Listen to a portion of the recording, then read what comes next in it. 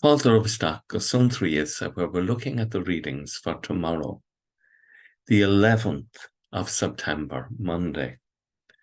And the Gospel tomorrow, taken from St. Luke, is the story of Christ, again, in conflict with the Pharisees about the Sabbath and the nature of the Sabbath. They want to stick very strictly to the rules, but as they interpret them. You have always been allowed to do good on the Sabbath. They're defining healing as a work, not the work of God, but as a work of man. God is always free to operate. God is always free to heal. And so Christ heals on the Sabbath. He does good because God is always doing good, and we're called to always do good as well. So if your neighbor is in need on the Sabbath day, you help your neighbor. If your neighbor is in trouble on the Sabbath day, you help your neighbor. The psalm tomorrow, in God alone be at rest my soul, for my hope comes from him. Hope is very important. And there's a question for us to ask, our hope, where does it come from?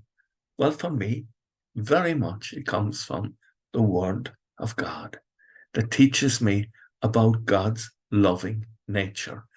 And so I'm drawn into a bond of trust with God.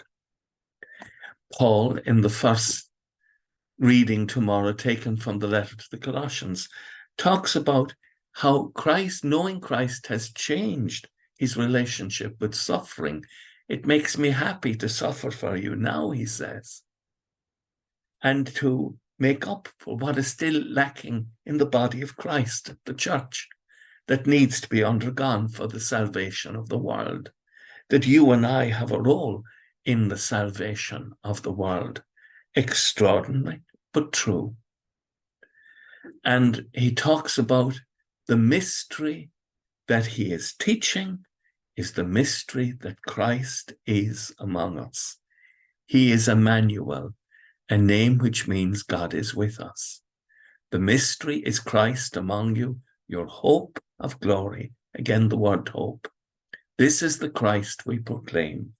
This is the wisdom in which we thoroughly train everyone and instruct everyone to make them perfect in Christ. Thanks be to God for this message. God is among us. We are never deserted. He is always by our side. With thoughts such as these, let us go to our beds, and let us pray that we shall indeed awaken in the morning with the praise of God on our hearts and on our lips. Agus gamana dia elikok the kshiv, ahar mak agus spirit nave. Amen. Slán go fóill. Bye for now.